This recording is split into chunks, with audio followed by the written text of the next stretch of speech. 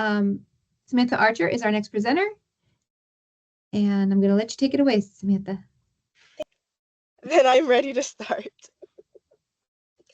Hello everyone. As I was introduced earlier, my name is Samantha Archer. I am a rising 3L at Mercer University School of Law, and I have titled my presentation Roots and Resilience. I would just like to say welcome and thank you for attending my presentation. The objective of our project was to analyze state-level statutes, regulations, and enforcement frameworks focused on ecological resilience.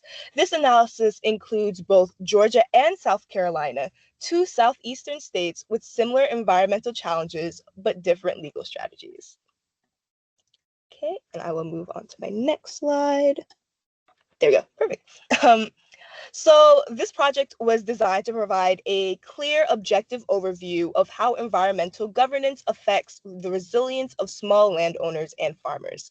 Ecological resilience here refers to the ability of landowners, particularly those managing farms, forests, or rural properties, to respond and recover from environmental stressors such as pollution, climate variability, and unsustainable land use. The scope of this project covers legal developments from January 2021 through May 2025 and centers through 7 legal topics: environmental quality and pollution control, land and soil management, water resources, agricultural land use, forestry resource extraction, zoning and permitting, and funding and incentives. Each topic is addressed through the lens of statutory text, regulatory detail, and administrative implementation. The goal is to highlight both opportunities and obstacles faced by small landowners and compare how Georgia and South Carolina both differ and align in addressing these issues. This presentation breaks down the findings into digestible categories, ending with an overview of legal trends and policy gaps that may warrant future legislative attention or academic study. First, we are going to be tackling environmental quality and pollution control. Air quality is regulated through state rules that align with the Federal Clean Air Act. In Georgia, this includes many regulations and statutes. These laws establish emission thresholds for pollutants like sulfur dioxide and nitrogen oxides, but they don't scale compliance obligations based on farm size or operation type. This uniformity means small farmers using traditional methods such as prescribed burning or composting may be subject to the same reporting and control technology requirements as industrial actors. South Carolina enforces similar standards under the South Carolina Code annotated 41.110 to 48.150, which empower DHEC to mandate emission permits and take emergency enforcement actions. While both states aim to protect public health, the permitting process is time intensive and failure to comply, even unknowingly, can result in stop work orders or fines. Noise control is not centrally regulated in either state. In Georgia, environmental law lacks a unified statute. Most noise issues are handled through local zoning codes, which may be inconsistently applied or poorly enforced. In South Carolina, noise is occasionally addressed in industrial permitting, but lacks a standalone statutory guidance. This leaves small landowners with limited legal recourse if nearby development creates excessive noise that harms their operations or pollinator habitats. Water control is more comprehensive in both states. Georgia uses the Water Quality Control Act and NPDES permitting under OCGA 12520. All point source dischargers must apply for a permit and meet strict effluent standards. However, the Columbus Water Works v. Dunn case in 2023 clarified that even good faith misunderstandings of permit language can lead to violations. This increases legal exposure for small farms that discharge even modest wastewater volumes and complicates efforts to adopt sustainable practices like biofilters or runoff capture systems. South Carolina's Pollution Control Act similarly mandates discharge permits and includes robust enforcement mechanisms. While these rules protect water quality, they place small farmers in a bind. Compliance requires expertise and resources many don't have. While South Carolina includes public notice requirements and improved transparency, These also slow down access to permits for water-related improvements like wetlands or irrigation updates. Now we are moving on to land and soil management. We're starting with erosion control, which is foundational in both states. Georgia mandates vegetative buffers and requires various permits for buffer disturbance, while South Carolina is more flexible. It exempts agricultural and forestry BMPs from permitting, making compliance easier for smallholders. Soil conservation in Georgia is mostly voluntary, depending on NRCS partnerships. In contrast, though, South Carolina mandates district-level programs with local councils, empowering farmers to shape in conservation planning. On weed control, Georgia's enforcement is fragmented, and most rules are designed for large operations, while South Carolina centralizes weed control and allows landowners to appeal destruction orders, offering more clarity and legal security. Still, both states struggle with education and outreach. Many landowners don't understand the rules, which leads to undercompliance or unnecessary penalties. Now we're moving on to water resource management. Starting off with stormwater. Permitting in Georgia requires expensive plans, inspections, and technical compliance, even for farms converting new land. Local governments vary in enforcement, which undermines consistency. While South Carolina has a centralized permitting rules with clear agricultural exemptions tied to BMPs. Its uniform enforcement helps reduce confusion and increases compliance among smallholders. Watershed planning in Georgia is mostly limited to urban regions. This leaves out rural landowners who are most dependent on shared water resources. South Carolina, though, takes a water scale approach through its Water SC working group, aligning with interagency planning and public input for long-term water health. For water use, Georgia permits large withdrawals and uses a first-time rule that favors established users. South Carolina includes drought-based flexibility and BMP-based exemptions that better align with climate adaptation and rural access. Now we are moving on to agricultural and rural land use. Now, waste from livestock and poultry is heavily regulated. Georgia CAFO standards apply even to medium-scale farms that may not have the resources to build wastewater infrastructure. South Carolina, though, focuses more on public health through inspection and quarantine powers, making it easier for regulators to act quickly in emergencies, but potentially raising due process concerns. Pesticide application in both states requires certification. But the Georgia's process can be more overwhelming for small farmers with limited staff. South Carolina offers better access to training and public resources through Clemson Extension. Hemp laws in both states mirror the federal farm bill, but South Carolina allows crop remediation if the THC levels are slightly too high. Georgia, on the other hand, mandates destruction, creating higher economic risk for small hemp growers. We are now moving on to forestry, mining, and natural resource extraction. Georgia promotes forestry primarily through tax incentives like the Forest Land Protection Act, which favors landowners with at least 200 contiguous acres. This creates barriers for small landowners interested in conservation-based forestry. Georgia also offers reforestation cost sharing, but these programs often require upfront investment and long-term planning commitments that smallholders cannot meet. South Carolina, by contrast, has a more comprehensive statutory framework. Under South Carolina Code Annotated 4823-270, up to 50% of timber proceeds from state parks must be reinvested into the same park for reforestation and stand improvement. This closed-loop funding model supports ecological resilience by tying extraction to reforestation. South Carolina also provides on-the-ground services like seeding provision and forestry planning to private landowners. Mining in Georgia is regulated under the Surface Mining Act and requires permits and post-mining reclamation plans. However, public hearings are held at the state level, and neighboring landowners often have limited voice in the permitting process. This creates inequities where quarrying or mineral extraction harms adjacent agricultural operations through runoff, vibration, and groundwater depletion. On the other hand, South Carolina's Mining Act goes further in defining affected areas, which includes haul roads and processing sites. Restoration is mandated, and South Carolina's broader definitions give regulators more authority to ensure compatibility with agricultural land use. Oil and gas regulations are minimal in both states, but South Carolina includes more ecological safeguards, especially in coastal or sensitive areas. For example, South Carolina law limits operations near shellfish beds and protected habitats, tying land use regulation directly to ecological function.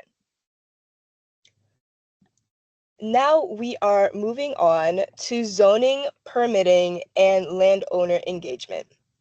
Georgia's zoning laws are governed by OCGA 36661 and allow for innovative tools like performance zoning, but local implementation is highly uneven.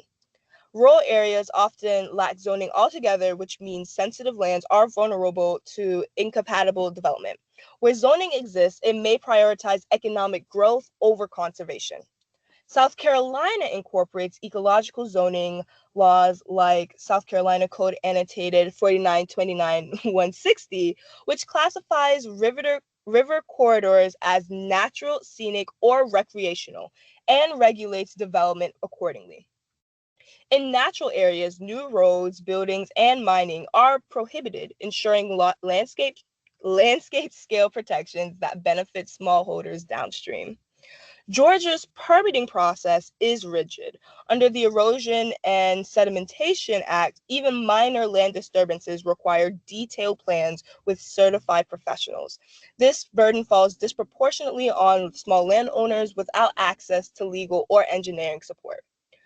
Where, on the other hand, South Carolina centralizes permitting through DHEC but allows delegation to conservation districts and offers general permits for low impact activities. BMP exemptions are also more widely available, making compliance more feasible for family farms and forest parcels. In terms of public engagement, South Carolina offers more structured participation, like the Statute 481860, creating advisory councils that give landowners a formal voice in program development. Georgia, on the other hand, relies on public notice and comment procedures, which are less accessible and rarely alter agency decisions unless technical feedback is submitted. This discourages rural landowners from participating in processes that shape their land rights. Now we are moving to environmental programs, funding, and incentives. Georgia funds environmental projects through programs like the Georgia Outdoor Stewardess Program and Environmental Finance Authority loans. However, these are generally aimed at municipalities and nonprofits, not individual landowners. Competitive application processes and lack of outreach makes them inaccessible to most smallholders.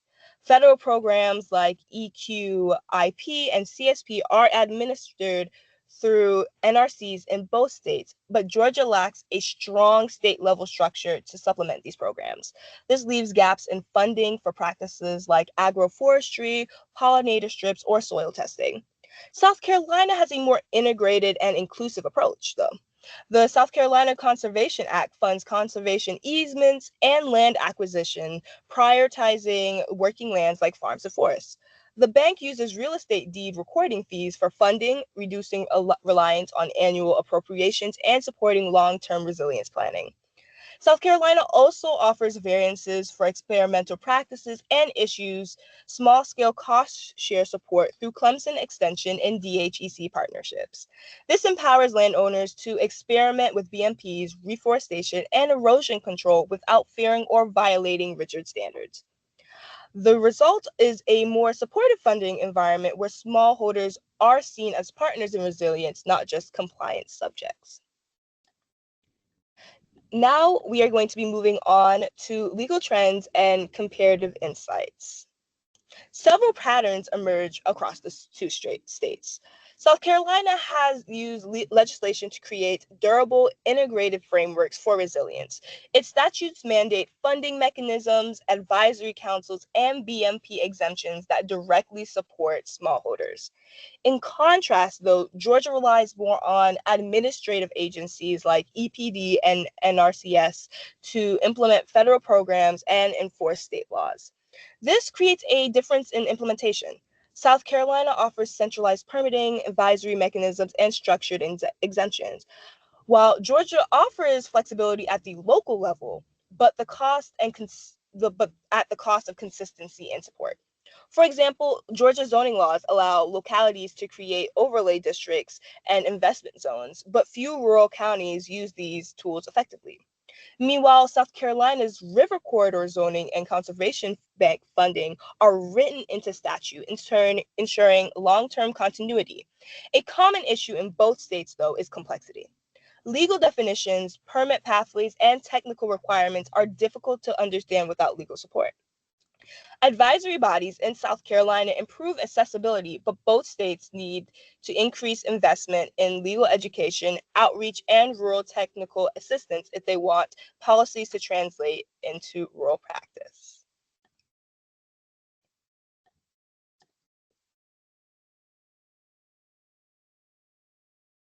Shows that both Georgia and South Carolina have taken steps toward regulating environmental resilience, but the delivery between the two states is uneven. Georgia's legal system is technically robust, but fragmented. It favors large actors and leaves gaps in local implementation, particularly for rural landowners without zoning or conservation districts. While South Carolina has a more institutionalized support, advisory councils, conservation funding, and a centralized permitting help brings landowners into the fold. But even South Carolina struggles with equity. Participation often depends on prior knowledge, internet access, and institutional trust, all of which are lower in underserved rural communities. Future research should examine how environmental rules are enforced in different counties. Who gets cited, who gets warned, and how long it takes to resolve violations. We also need better data on who participates in hearing, who submits public comments, and how feedback influences decisions. Finally, we need to build model statutes that simplify compliance for smallholders, like tiered permitting, experimental exemptions as self-certification options. If we want to build resilience, we need legal systems that are not only protective, but also adaptive and just. Thank you, and please let me know if you have any questions. Thank you so much, Samantha. I'm so glad we got to see that. Any questions? Yes, thank you. Yeah. Any questions for Samantha? I have one. So a lot of what you talked about at the end there was about, uneven participation and notice and comment rulemaking and some of the stuff that I was bringing up in the conclusion of my presentation as well. And I guess, what do you think the pathway forward is for that? Because the way that I see it, it's like, it's a feedback loop. You lose institutional trust in the people who want to interact, and then those agencies don't serve those people because they're not hearing from them. And so it kind of gets worse on both sides. And what do you think is the solution for that? Is it outreach? Is it, difference in law? I feel like, and just like through my research, what I found, I feel like it's both outreach as well as law, especially for Georgia. Like, I know one of the questions was asked earlier was what surprised you most about your research. And I feel like for me, especially in Georgia, because I'm from Georgia, it was like the lack of structure, I guess, sometimes in the way they structured legislation. Like the overview looks nice, but when you actually look into the practicality of these statutes and these laws, that's where it kind of fell short. And I understand not every question could be answered through legislation, but also with outreach, hearing from these communities to see what best would help them, I feel like would go a long way. So I guess restructuring some of our environmental statutes, as well as working on a more structured process to hear from these communities, I feel like would help with the inequity. Good question. Thank you. Thanks, Samantha. Anybody else have a question for Samantha?